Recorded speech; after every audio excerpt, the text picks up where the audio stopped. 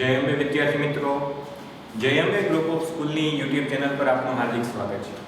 તો આપણે સરસ મજાનું ચેપ્ટર આનુવંશિકતાનો આણ્વીય આધાર જે આપણે સ્ટાર્ટ કરેલું છે। તો પ્રીવિયસ લેક્ચરની અંદર આપણે જે ડીએનએ છે એની જે રાસાયણિક રચનાનો આપણે અભ્યાસ કરેલો હતો। વિદ્યાર્થી મિત્રો ખાસ યાદ રાખજો, આ જે રાસાયણિક રચના છે એ તમારા બધાના મગજની અંદર છપાઈ જવી જોઈએ। ડીએનએ જે સ્ટ્રક્ચર છે એ તમારા મગજની અંદર છપાઈ જવું જોઈએ। તો ખાસ કાલે આપણે જે બે શબ્દો આપણે ખાસ સમજેલા છે એ કયા કયા છે? તો કે ન્યુક્લિયોટાઇડ અને ન્યુક્લિયોસાઇડ। તો કે બધાને ખબર હોય છે વિદ્યાર્થી મિત્રો કે ન્યુક્લિયોસાઇડ એટલે શું? તો કે નાઇટ્રોજન બેઝ પ્લસ શર્કરા, તો આ જે અણુ બને છે એને કહેવાય ન્યુક્લિયોસાઇડ। ઓકે, અને ન્યુક્લિયોટાઇડ એટલે શું? તો કે નાઇટ્રોજન બેઝ પ્લસ શર્કરા પ્લસ ફોસ્ફેટ સમૂહ, તો એને આપણે કહીએ છીએ ન્યુક્લિયોટાઇડ। બરાબર છે વિદ્યાર્થી મિત્રો? અને બીજું શું જોયું હતું કે ડીએનએ છે, તો કે એની અંદર એની રાસાયણિક સ્ટ્રક્ચરનો આપણે અભ્યાસ કરવા જઈએ તો કે ડીએનએ ની અંદર મુખ્ય ત્રણ બાબતો જોવા મળે। પહેલું તો કે નાઇટ્રોજન બેઝ, આપણે જોયું તો વિદ્યાર્થી મિત્રો કે નાઇટ્રોજન બેઝ છે બે પ્રકારના હોય, પ્યુરિન પ્રકારના નાઇટ્રોજન બેઝ અને પિરિમિડિન પ્રકારના નાઇટ્રોજન બેઝ। તો કે મુખ્ય જે જનીન દ્રવ્ય તરીકે આપણે આરએનએ અને ડીએનએ ને લઈએ છીએ, જો કે મોટા ભાગના સજીવોની અંદર જનીન દ્રવ્ય તરીકે ડીએનએ હોય છે, જ્યારે અમુક વાયરસની અંદર જનીન દ્રવ્ય તરીકે આરએનએ હોય છે। બરોબર? તો ડીએનએ ની અંદર જે નાઇટ્રોજન બેઝ છે એ કયા કયા છે? તો કઈ રીતે યાદ રાખવાના? તો કે ડીએનએ ની અંદર નાઇટ્રોજન બેઝ એટીજીસી એટલે કે એડેનિન થાઇમિન ગ્વાનિન સાઇટોસિન। બરોબર? આ ચાર નાઇટ્રોજન બેઝ આપણને ડીએનએ ની અંદર જોવા મળે। અને આરએનએ ની અંદર, આરએનએ અમુક વાયરસની અંદર જનીન દ્રવ્ય છે, તો આરએનએ ની અંદર ક્યાં આપણને નાઇટ્રોજન બેઝ જોવા મળે? તો કે એયુજીસી એટલે કે એડેનિન, યુરેસિલ, ગ્વાનિન અને સાઇટોસિન। એટલે કે ડીએનએ ની અંદર થાઇમિન હોય છે, જ્યારે આરએનએ ની અંદર યુરેસિલ હોય છે। તો ડીએનએ અને આરએનએ વચ્ચેનો મુખ્ય આ એક તફાવત પડેલો છે। બીજું આપણે જોયું તો વિદ્યાર્થી મિત્રો કે શર્કરા, તો કે 5 કાર્બન વાળી જે રિબોઝ શર્કરા છે, તો આવી રિબોઝ શર્કરા આપણને આરએનએ માં જોવા મળે, જ્યારે ડીએનએ ની અંદર તો કે આ રિબોઝ શર્કરામાંથી એક ઓક્સિજન દૂર થાય છે અને ડીઓક્સી રિબોઝ શર્કરા બને છે। તો ડીએનએ ની અંદર આપણને આવી વધુ સ્થાયી જે રાસાયણિક સંરચના ધરાવતી ડીઓક્સી રિબોઝ શર્કરા જોવા મળે। તો બીજો તફાવત શું થયો વિદ્યાર્થી મિત્રો કે ડીએનએ ની અંદર ડીઓક્સી રિબોઝ શર્કરા જોવા મળે, જ્યારે આરએનએ ની અંદર તો કે રિબોઝ શર્કરા જોવા મળે। પછી આપણે જોયું તો વિદ્યાર્થી મિત્રો કે ફોસ્ફેટ સમૂહ, તો કે જે ફોસ્ફોરિક એસિડ છે એ ફોસ્ફેટ સમૂહ તરીકે આપણને જનીન દ્રવ્ય એટલે કે આરએનએ અને ડીએનએ માં જોવા મળે છે। એમાં પણ આપણે જોયું હતું કે એક શૃંખલાનું જ્યારે નિર્માણ થાય છે તો એને આ બધા ન્યુક્લિયોટાઇડ છે એને જોડતી રચના કઈ છે? તો કે ફોસ્ફેટ સમૂહ। કારણ કે પ્રથમ ન્યુક્લિયોટાઇડની જે પેર છે અને બીજી ન્યુક્લિયોટાઇડનો જે પ્રથમ ન્યુક્લિયોટાઇડનો જે અણુ છે અને બીજો ન્યુક્લિયોટાઇડનો જે અણુ છે એ બંનેને જોડી રાખતો સમૂહ છે ફોસ્ફેટ સમૂહ। કારણ કે એ ફોસ્ફેટ સમૂહ છે એ ફોસ્ફોડાયએસ્ટર બંધ દ્વારા પ્રથમ ન્યુક્લિયોટાઇડ અને બીજા ન્યુક્લિયોટાઇડ સાથે જોડાય છે અને આ રીતે આખી લાંબી શૃંખલાનું નિર્માણ થાય છે। બરોબર છે? અને આપણે શું જોયું વિદ્યાર્થી મિત્રો, ડીએનએ ની અંદર આપણને બે શૃંખલા એકબીજાને પ્રતિ સમાંતર જોવા મળે, જ્યારે આરએનએ ની અંદર માત્ર ને માત્ર એક જ એવી ન્યુક્લિયોટાઇડની શૃંખલા જોવા મળે। વિદ્યાર્થી મિત્રો હવે આપણે વાત કરીએ કે ડીએનએ મોટા ભાગના સજીવોની અંદર આપણને આનુવંશિક દ્રવ્ય તરીકે શું જોવા મળે છે? તો કે ડીએનએ ડીઓક્સી રિબોન્યુક્લિક એસિડ, અને આપણે જોયું હતું કે ન્યુક્લિયોટાઇડનો લાંબો શું છે? પોલિમર છે। તો આ ડીએનએ ની શોધ કેવી રીતે થઈ? બરોબર, એની વિશેની સામાન્ય માહિતી આપણને ટેક્સ્ટ બુક ની અંદર આપેલી છે। તો આપણે સ્ટડી કરી વિદ્યાર્થી મિત્રો ડીએનએ। તો અહીંયા આપણને સામાન્ય એક માહિતી આપેલી છે કે બેક્ટેરિયોફેજ 5174, વિદ્યાર્થી મિત્રો આ એક બેક્ટેરિયોફેજ વાયરસનું નામ છે। ઓકે, બેક્ટેરિયોફેજ 5174 એ આખું એક નામ છે અને એની અંદર 5386 ન્યુક્લિયોટાઇડ જોવા મળે. કેટલા ન્યુક્લિયોટાઇડ જોવા મળે? 5386. બરોબર છે. હવે તમને બધાને ખબર છે કે બેક્ટેરિયોફેજ શું છે? તો કે કોઈ બેક્ટેરિયા હોય, એ બેક્ટેરિયાને ચેપ લગાડતા જે વાયરસ હોય છે, તમે આ રીતનો સરસ મજાનો આકાર ધોરણ 11 ની અંદર સ્ટડી કરીને આવેલા છો. તો આમાં બેક્ટેરિયાફેજને જે ચેપ બેક્ટેરિયાને જે ચેપ લગાડતા જે વાયરસ છે એને આપણે શું કહીએ છીએ? બેક્ટેરિયોફેજ. બરોબર છે. હવે બેક્ટેરિયોફેજ લેમ્ડા એની આપણે વાત કરીએ તો એના જનીન દ્રવ્યની અંદર 48502 નાઇટ્રોજન બેઝની જોડ આવેલી હોય છે, એટલે કે ન્યુક્લિયોટાઇડ આવેલા હોય છે. બીજું ઈ કોલાઈ બેક્ટેરિયા, એટલે કે એનું ફૂલ ફોર્મ છે ઇશ્વેરસ્યા કોલાઈ. ઈ કોલાઈ બેક્ટેરિયા આપણે બધાએ નામ સાંભળેલું છે, એનું ફૂલ ફોર્મ શું છે? ઇશ્વેરસ્યા કોલાઈ. તો કે ઇશ્વેરસ્યા કોલાઈ ની અંદર ઈ કોલાઈ ની અંદર 4.6 × 10⁶ બેઝ પેર, એટલે કે નાઇટ્રોજન બેઝ જે ન્યુક્લિયોટાઇડ ની જે બેઝ પેર છે એ આવેલી છે. કેટલી છે? 4.6 × 10⁶ બેઝ પેર આપણને જોવા મળે છે. ઓકે. મનુષ્યની વાત કરીએ તો કે મનુષ્યના એકકીય ડીએનએ ની અંદર 3.3 × 10⁹ બેઝ પેર જોવા મળે છે. ખૂબ મોટી સંખ્યા છે વિદ્યાર્થી મિત્રો, યાદ રાખજો. પરંતુ એકકીય ડીએનએ આપણને કીધો છે, પરંતુ મનુષ્ય છે એ તો દ્વિકીય કોષોનો બનેલો છે. બરાબર. રંગસૂત્રો પણ કેવા છે? જોડમાં છે. જેટલા રંગસૂત્ર છે 23 રંગસૂત્ર, એની જેવી જ કોપી જોવા મળે છે 23 રંગસૂત્રોની, જે આપણે પ્રીવિયસ ચેપ્ટરની અંદર સ્ટડી કર્યું. બરોબર છે. તો ટોટલ આપણે 46 રંગસૂત્રો જોવા મળે છે. તો અહીંયા તો માત્ર વાત થઈ એકકીય ડીએનએ ની. એકકીય ડીએનએ ની અંદર 3.3 × 10⁹ બેઝ પેર આપણને ન્યુક્લિયોટાઇડની જોવા મળે. બરોબર. ને એકકીય ડીએનએ તમારે સ્ટડી કરવો હોય વિદ્યાર્થી મિત્રો, તો આપણે બધાને ખબર છે કે મનુષ્યના જન્યુકોષ એ કેવા છે? તો કે એકકીય છે. જેમ કે શુક્રકોષ છે, અંડકોષ છે, એ બધા કોષ કેવા છે? એકકીય. તો કે એની અંદર 3.3 × 10⁹ બેઝ પેર જોવા મળે ન્યુક્લિયોટાઇડની. પરંતુ આપણે દૈહિક કોષની વાત કરીએ તો દૈહિક કોષની અંદર આના ડબલ, એટલે કે 6.6 × 10⁹ બેઝ પેર આપણને જોવા મળે. ચલો વિદ્યાર્થી મિત્રો, અહીંયા આપણે જે આપણે ન્યુક્લિયોટાઇડ વિશે ભણેલા હતા, તો એની આપણને સામાન્ય માહિતી આપેલી છે કે અલગ અલગ સજીવોની અંદર આ જે ન્યુક્લિયોટાઇડ છે એ ફિક્સ હોય છે, એટલે કે એની સંખ્યા કેવી હોય છે? ફિક્સ હોય છે. હવે વિદ્યાર્થી મિત્રો આપણે જોઈએ કે આપણું જે જનીન દ્રવ્ય એટલે કે ડીએનએ છે, તો કે એની સૌપ્રથમ માહિતી કોને આપેલી છે? તો બે ત્રણ સાયન્ટિસ્ટો છે, તો બધા સાયન્ટિસ્ટોના નામ યાદ રાખવા જરૂરી છે. સૌપ્રથમ આવે છે ફ્રીડરિક મિશર. યાદ રાખજો વિદ્યાર્થી મિત્રો, પ્રથમ છે સાયન્ટિસ્ટ ફ્રીડરિક મિશર. તો 1869 ત્યારે 1869 ની અંદર કોષ કેન્દ્રની અંદર રહેલો જે એસિડિક પદાર્થ તરીકે ડીએનએ ની શોધ કરી છે. સૌપ્રથમ ડીએનએ ની જે શોધ કરનાર સાયન્ટિસ્ટ કઈ કહી શકાય? તો કે ફ્રીડરિક મિશર. 1869 ની અંદર કોષ કેન્દ્રની અંદર જે એસિડિક પદાર્થ છે એ ડીએનએ છે એવું શોધ કરનાર વૈજ્ઞાનિક છે ફ્રીડરિક મિશર. અને ફ્રીડરિક મિશરે એને નામ આપ્યું છે ન્યુક્લિયન. એને શું નામ આપ્યું છે વિદ્યાર્થી મિત્રો? ન્યુક્લિયન. બરોબર. પછી બે સાયન્ટિસ્ટના નામ યાદ રાખવાના છે, મોરિસ વિલ્કિન્સન અને રોઝલિન્ડ ફ્રેન્કલિન. જીભ વળી જાય એવા વૈજ્ઞાનિકોના નામ છે, પરંતુ તમારે એની સરનેમ યાદ રાખવી જરૂરી નથી, ચાલશે. માત્ર નામ યાદ રાખો, વિલ્કિન્સન અને ફ્રેન્કલિન. આ બંને સાયન્ટિસ્ટોએ એક્સ-રે વિવર્તનની શોધ કરી. આ એક્સ-રે વિવર્તન શું છે વિદ્યાર્થી મિત્રો? કે કોઈ રાસાયણિક સ્ટ્રક્ચર હોય, એ સ્ટ્રક્ચરને ઓળખવા માટે એની ઉપર એક્સ-રે નો મારો ચલાવવામાં આવે અને એની આખી ફિલ્મ બનાવવામાં આવે. જો કે એક લાંબી પ્રોસેસ છે, બરોબર. તો એક્સ-રે ની મદદથી કોઈ રાસાયણિક સ્ટ્રક્ચરને ઓળખવામાં આવે કે એની અંદર કયા કયા અણુઓ રહેલા છે.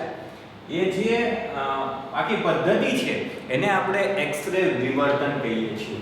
તો આ એક્સ-રે વિવર્તન પદ્ધતિનો ઉપયોગ કરી એના આધારે જેમ્સ વોટસન અને ફ્રાન્સિસ ક્રિક આ બંને સાયન્ટિસ્ટોએ 1953 ની અંદર 1953 ની અંદર ડીએનએ નું આપણને બેવડી કુંતલમય રચના વાળું મોડેલ આપેલું છે. ડીએનએ નું બેવડી કુંતલમય રચના વાળું જે આપણે મોડેલ ભણીએ છીએ, એ બેવડી કુંતલમય રચના વાળું મોડેલ કોણે આપેલું છે? જેમ્સ વોટસન અને ફ્રાન્સિસ ક્રિક. ક્યારે આપેલું છે? 1953 ની અંદર. વિદ્યાર્થી મિત્રો, આ જે ડીએનએ નું જે મોડેલ આપેલું છે એ ડીએનએ ના મોડેલ ઉપરથી આપણને હકીકતમાં ખ્યાલ આવ્યો કે ડીએનએ ની અંદર કયા રાસાયણિક ઘટકો રહેલા હોય છે, બરોબર? તો આ જે શોધ છે એટલે કે ડીએનએ નું બેવડી કુંતલમય રચનાનું જે મોડેલ જેમ્સ વોટસન અને ફ્રાન્સિસ ક્રિકે આપેલું છે, તો એને આ શોધને ઉપર નોબેલ પારિતોષિક પણ આપવામાં આવેલો છે. હવે વિદ્યાર્થી મિત્રો ધ્યાન આપો, આ જે વોટસન અને ક્રિક દ્વારા આપવામાં આવેલું ડીએનએ નું જે બેવડી કુંતલમય રચનાનું મોડેલ છે એની ઉપરથી ઇર્વિન ચારગ્રાફ નામના વૈજ્ઞાનિકે સમજૂતી આપેલી છે.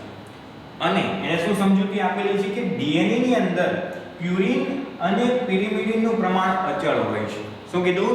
Purine is equal to pyrimidine, એટલે કે જેટલા પ્યુરિન નાઇટ્રોજન બેઝ હોય એની સામે એટલા જ પિરિમિડિન નાઇટ્રોજન બેઝ હોય છે. વિદ્યાર્થી મિત્રો, આ જે બાબત છે એ આપણે આગળ શીખીશું, બરોબર? ઇર્વિન ચારગ્રાફના જે સિદ્ધાંતો છે એની અંદર આપણે શીખીશું, પરંતુ અત્યારે માત્ર યાદ રાખો કે ઇર્વિન ચારગ્રાફ નામના સાયન્ટિસ્ટ છે એને આ જે ડીએનએ નું બેવડી કુંતલમય રચનાનું જે મોડેલ છે એના પરથી સમજૂતી આપી કે purine is equal to pyrimidine, એનું પ્રમાણ ડીએનએ માં કેવું હોય છે? તો કે અચળ હોય છે. ઓકે, ચલો વિદ્યાર્થી મિત્રો, હવે આપણે સ્ટડી કરીએ કે ડીએનએ નું બેવડી કુંતલમય રચના જે આપણને વોટસન અને ક્રિક દ્વારા આપવામાં આવેલું છે એ મોડેલ કેવું છે. તો કે અહીંયાને સમજવા માટે સામાન્ય એક ડીએનએ નું બેવડી જે કુંતલમય રચનાનું જે મોડેલ છે એ મોડેલ ડ્રો કરેલું છે. વિદ્યાર્થી મિત્રો, હવે આપણે એ સ્ટડી કરીએ કે ડીએનએ ની જે બેવડી કુંતલમય રચના છે એની મુખ્ય ખાસિયતો શું છે. આ જે ટોપિક છે વેરી ઇમ્પોર્ટન્ટ છે અને બધાએ યાદ રાખવો ખાસ જરૂરી છે. જેટલી વખત રિવિઝન કરવું પડે એટલી વખત રિવાઇઝ કરવાનું. અને આ જે ટોપિક છે એટલે કે ડીએનએ ની બેવડી કુંતલમય રચનાની ખાસિયતો, બરોબર, એ આપણે હવે સ્ટડી કરીએ. ધ્યાન આપો વિદ્યાર્થી મિત્રો. તો કે પહેલી ખાસિયત છે કે ડીએનએ ની જે દ્વિશૃંખલીય બંધારણ છે એના આધારની વાત કરીએ, એટલે કે બંને બાજુની વાત કરીએ તો એના આધારની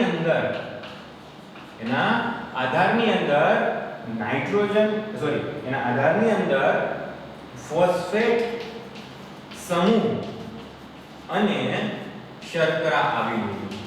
એટલે કે બંને બાજુનો જે આધાર છે એ કેનો બનેલો હોય છે? તો કે ફોસ્ફેટ સમૂહ અને શર્કરા. જ્યારે મધ્ય ભાગમાં જોવા જઈએ, મિડલ પાર્ટ ની અંદર જોવા જાવ ડીએનએ માં, તો મિડલ પાર્ટમાં મધ્ય ભાગમાં તમને જોવા મળશે નાઇટ્રોજન બેઝ. મધ્ય ભાગની અંદર શું જોવા મળશે? મિડલ પાર્ટની અંદર શું જોવા મળશે? તો કે નાઇટ્રોજન બેઝ ગોઠવાયેલા હોય છે. મિડલ પાર્ટની અંદર યાદ રાખજો, નાઇટ્રોજન, જે આપણે ડીએનએ ની અંદર જોયું કે 4 પ્રકારના નાઇટ્રોજન બેઝ હોય, એટીજીસી, એડેનિન, થાઇમિન, ગ્વાનિન અને સાઇટોસિન, જે ક્યાં ગોઠવાયેલા હોય છે? ડીએનએ ના મધ્ય ભાગમાં. હવે આપણે બીજી ખાસિયત વિશે આપણે ચર્ચા કરીએ તો કે ડીએનએ છે એની અંદર બે શૃંખલાઓ જોવા મળે. કેટલી શૃંખલાઓ જોવા મળે છે? બે શૃંખલા. અને આ બંને શૃંખલા એકબીજાને પ્રતિ સમાંતર ગોઠવાયેલી હોય છે. તો બીજી લાક્ષણિકતા શું થઈ? તો કે ડીએનએ જે દ્વિશૃંખલીય બંધારણ છે, તો કે બંને શૃંખલા એકબીજાને પ્રતિ સમાંતર ગોઠવાયેલી હોય છે.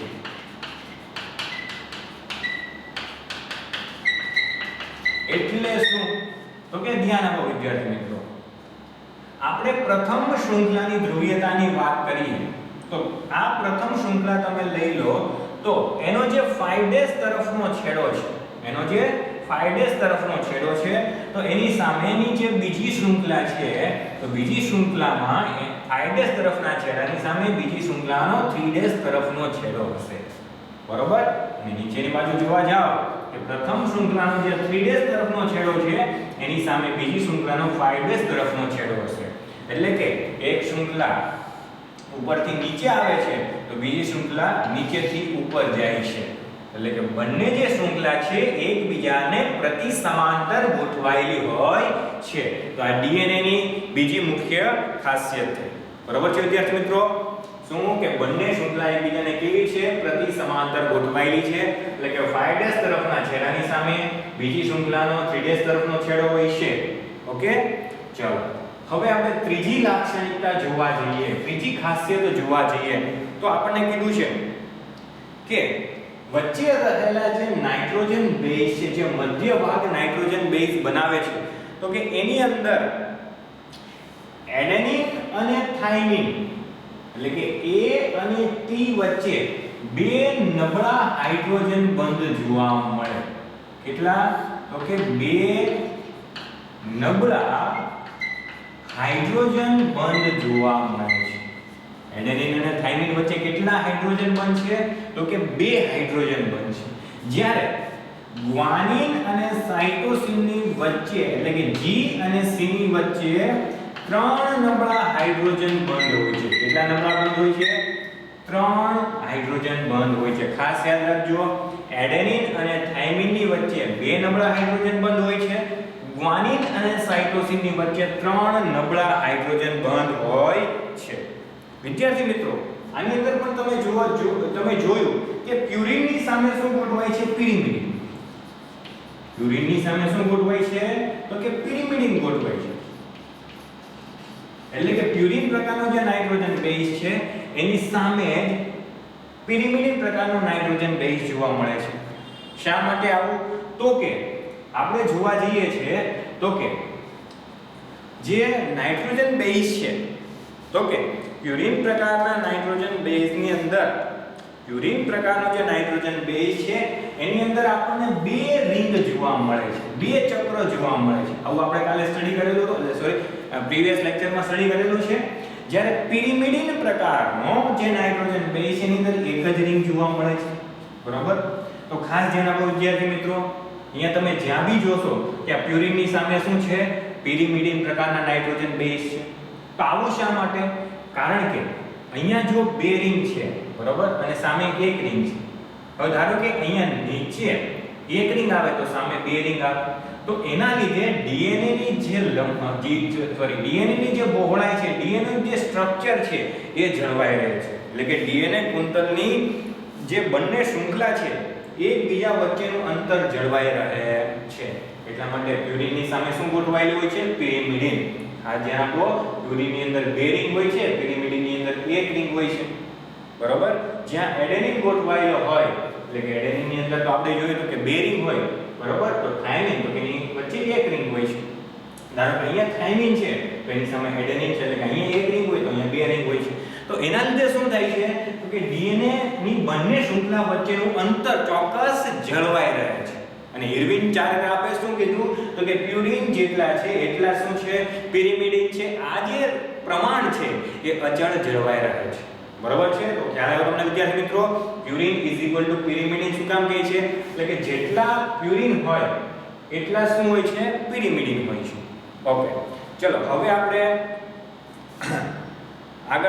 આગળ વાત કરીએ તો કે આપણે જે લાક્ષણિકતાઓ જોઈ, હવે આપણે ડીએનએ નું જે કુંતલ છે એને સમજીએ. તો વિદ્યાર્થી મિત્રો, ડીએનએ છે એ લાંબી આવી સ્ટ્રેટ રચના નથી. ખાસ ધ્યાન આપજો વિદ્યાર્થી મિત્રો, ડીએનએ છે એ લાંબી બે શૃંખલામાં એકબીજાની સામે બે શૃંખલા એકબીજાની સાથે જોડાયેલી એવી સ્ટ્રેટ આખી શૃંખલા નથી, પરંતુ એ કેવી છે? તો કે એ વળેલી છે, ટ્વિસ્ટેડ છે. તમે કોઈ રિબિનને બંને છેડા પકડો અને એકબીજાને રિવર્સ તમે વાળો તો એ જે રચના બને એવી રચના વાળો ડીએનએ હોય છે. એટલે કે ડીએનએ ની અંદર કુંતલ જોવા મળે છે. શું જોવા મળે છે? કુંતલ જોવા મળે છે. તમને હજુ એક સામાન્ય શબ્દોમાં જણાવું, તમે આવી સર્પાકાર સીડી જોઈ હશે, સર્પાકાર સીડી જોઈ હશે, બરોબર છે? અને સર્પાકાર સીડીને તમે જ્યારે ચડો છો તો એક સ્ટેપ, બે સ્ટેપ, ત્રણ સ્ટેપ તમે રાઉન્ડ ફરો છો, બરોબર? તો એ પ્રકારનું જ સ્ટ્રક્ચર આપણને ડીએનએ માં જોવા મળે છે. અહીંયા જો કે આપણે 3D માં નથી જોઈ શકતા, પરંતુ આ હકીકતમાં શું છે? એક કુંતલ છે. એ એક પ્રકારનું શું છે? આ શું છે? એક પ્રકારનું કુંતલ છે. ખાસ ધ્યાન આપજો વિદ્યાર્થી મિત્રો, એક કુંતલની લંબાઈ, આ જે ડીએનએ માં જોવા મળતા એક કુંતલની લંબાઈ હોય છે 3.4 નેનોમીટર. કેટલી હોય છે? ખાસ ધ્યાન આપજો વિદ્યાર્થી મિત્રો, 3.4 નેનોમીટર. નેનોમીટર એટલે કે 10⁻⁹. તો એક કુંતલની લંબાઈ કેટલી હોય છે? 3.4 નેનોમીટર. હવે ખાસ ધ્યાન આપો વિદ્યાર્થી મિત્રો, આ એક કુંતલની અંદર 10 નાઇટ્રોજન બેઝની પેર હોય છે. ખાસ ધ્યાન આપજો, આપણે શું જોયું? એક કુંતલની અંદર 10 નાઇટ્રોજન બેઝની પેર હોય છે. તો અહીંયા આપણે જોયું કે આ જે એક કુંતલ બન્યો જેની લંબાઈ કેટલી છે? 3.4 નેનોમીટર. તો એક કુંતલની અંદર કેટલી નાઇટ્રોજન બેઝની પેર છે? તો કે 10. 1 2 3 4 5 6 7 8 9 ને 10. તો 10 નાઇટ્રોજન બેઝની પેર ગોઠવાયેલી હોય છે એક કુંતલમાં. તો હવે તમને આઈડિયા આવ્યો છે વિદ્યાર્થી મિત્રો, મારે એવું કહેવું હોય કે બે નાઇટ્રોજન બેઝની પેર વચ્ચેનું અંતર કેટલું? આ બે નાઇટ્રોજન બેઝની જે પેર છે એની વચ્ચેનું અંતર કેટલું થાય? તો કે ઓબ્વિયસલી 0.3 નેનોમીટર. બે નાઇટ્રોજન બેઝની પેર વચ્ચેનું અંતર કેટલું થાય વિદ્યાર્થી મિત્રો? 0.3 નેનોમીટર. ઓકે, તો અહીંયા આપણે જોયું કે ડીએનએ છે એ કુંતલમય રચના છે. એની અંદર આવા કુંતલ જોવા મળે છે, ટ્વિસ્ટેડ છે. અને આ જે ટ્વિસ્ટેડ છે, યાદ રાખો, ડીએનએ છે એની અંદર આપણને જમણી બાજુનો વળાંક જોવા મળે છે. કઈ બાજુનો વળાંક જોવા મળે છે? જમણી બાજુનો વળાંક જોવા મળે છે. એટલે કે રાઈટ હેન્ડેડ ટ્વિસ્ટેડ છે. રાઈટ હેન્ડેડ ટ્વિસ્ટેડ છે એટલે કે જમણી બાજુનો આપણને વળાંક જોવા મળે. અને એનાથી જે કુંતલનું નિર્માણ થાય છે તો કે એક કુંતલની જે લંબાઈ છે એ છે 3.4 નેનોમીટર. ઓકે, અને એક કુંતલની અંદર આપણે શું જોયું? તો કે એક કુંતલમાં 10 નાઇટ્રોજન બેઝની બેઝ પેર હોય છે. એટલે કે આ જે એક નાઇટ્રોજન બેઝ પેર વચ્ચેનું જે અંતર છે એ કેટલું થશે? 0.34 નેનોમીટર. ખ્યાલ આવ્યો વિદ્યાર્થી મિત્રો? તો આ બધી હતી ડીએનએ ની લાક્ષણિકતા, એટલે કે ડીએનએ ની ખાસિયતો. ચલો વિદ્યાર્થી મિત્રો, હવે આપણે એ જોઈએ કે આ જે ડીએનએ ની ખાસિયતો, તમારે આ જેટલા મુદ્દા છે એ બધાએ ખાસ યાદ રાખવા જરૂરી છે. હવે આપણે એ સ્ટડી કરવાનું છે કે ક્રિક નામના સાયન્ટિસ્ટે આનુવંશિક માહિતીનો પ્રવાહ આપણને રજૂ કર્યો. બહુ સરસ મજાની થિયરી છે, ખાસ યાદ રાખજો વિદ્યાર્થી મિત્રો. ક્રિક નામના જે સાયન્ટિસ્ટ છે એને આનુવંશિક માહિતીનો જે પ્રવાહ છે એ આપણને રજૂ કરેલો છે. તો આ આનુવંશિક માહિતીનો પ્રવાહ કેવો હોય છે? તો કે આપણને ખબર છે કે મોટા ભાગના સજીવોની અંદર જે ડીએનએ છે એ આનુવંશિક દ્રવ્ય છે. કયું આનુવંશિક દ્રવ્ય છે? ડીએનએ. અને આ પોતે ડીએનએ છે એ પોતે સ્વયં જનન પામી શકે. શું પામી શકે? સ્વયં જનન. આપણે શું જોઈ રહ્યા છીએ કે આનુવંશિક માહિતીનો પ્રવાહ. ખાસ ધ્યાન આપજો વિદ્યાર્થી મિત્રો, આનુવંશિક માહિતીનો પ્રવાહ. અને આ જે થિયરી છે એ ક્રિક નામના વૈજ્ઞાનિકે આપેલી છે. એટલે કે વોટસન અને ક્રિકે જે આપણને બેવડી શૃંખલીય જે ડીએનએ નું બંધારણ આપેલું છે એ જ ક્રિક નામના સાયન્ટિસ્ટે આપણને આનુવંશિક માહિતીનો પ્રવાહ પણ સમજાવ્યો. શું હતો આનુવંશિક માહિતીનો પ્રવાહ? તો કે મોટા ભાગના સજીવોની અંદર આપણે શું જોવા મળે છે? તો કે ડીએનએ આનુવંશિક દ્રવ્ય જોવા મળે છે. અને એ પોતે સ્વયં જનન પામી શકે, એટલે કે ડીએનએ છે એ પોતાના જેવી નવી શૃંખલાનું નિર્માણ કરી શકે. આ જે બાબત છે આપણે ધોરણ 11 ની અંદર સારી રીતે શીખી ગયા છીએ. અને કઈ રીતે ડીએનએ પોતે નવી શૃંખલાનું નિર્માણ કરશે એ આપણે આ ચેપ્ટરની અંદર ડિટેલિંગમાં સ્ટડી કરવાના છે. તો વિદ્યાર્થી મિત્રો, હવે આનુવંશિક માહિતીનો પ્રવાહ કેવો હોય છે? તો કે ડીએનએ છે એ પ્રત્યાંતરની પ્રક્રિયા કરી અને એમઆરએનએ બનાવે છે. કયા આરએનએ બનાવે છે? એમઆરએનએ. ને આ એમઆરએનએ છે એ રિબોસોમ્સ ઉપર ગોઠવાય અને એનું ભાષાંતર થશે, ટ્રાન્સલેશન થશે અને સરસ મજાનું પ્રોટીનનું નિર્માણ થશે. શું નિર્માણ થશે? પ્રોટીન. તો અહીંયા જે આખી પ્રવાહ જોવા મળે છે એ કેવો જોવા મળે છે? તો કે ડીએનએ ટુ એમઆરએનએ અને એમઆરએનએ ટુ પ્રોટીન. આને આપણે કહીએ છીએ આનુવંશિક માહિતીનો પ્રવાહ. આ જે બાબત છે આપણને ક્રિક દ્વારા આપણને સમજાવવામાં આવેલી છે. તો આ જે પ્રણાલી છે એને આપણે મધ્યસ્થ પ્રણાલી પણ કહીએ છીએ. ખાસ ધ્યાન આપજો વિદ્યાર્થી મિત્રો. અને આપણે મધ્યસ્થ પ્રણાલી પણ કહીએ છીએ, અથવા તો એને આપણે પ્રસ્થાપિત પ્રણાલી પણ કહેવાય છે. પ્રસ્થાપિત પ્રણાલી પણ કહેવાય છે, અથવા તો એને અંગ્રેજીમાં નામ છે સેન્ટ્રલ ડોગમા. Central dogma. બરોબર છે વિદ્યાર્થી મિત્રો? આપણે આ જે પ્રણાલી છે એને શું કહેવાય છે? મધ્યસ્થી પ્રણાલી અથવા તો પ્રસ્થાપિત પ્રણાલી અથવા તો સેન્ટ્રલ ડોગમા. મોટા ભાગના સજીવોની અંદર તમને આ જ આનુવંશિક માહિતીનો પ્રવાહ જોવા મળે છે. અમુક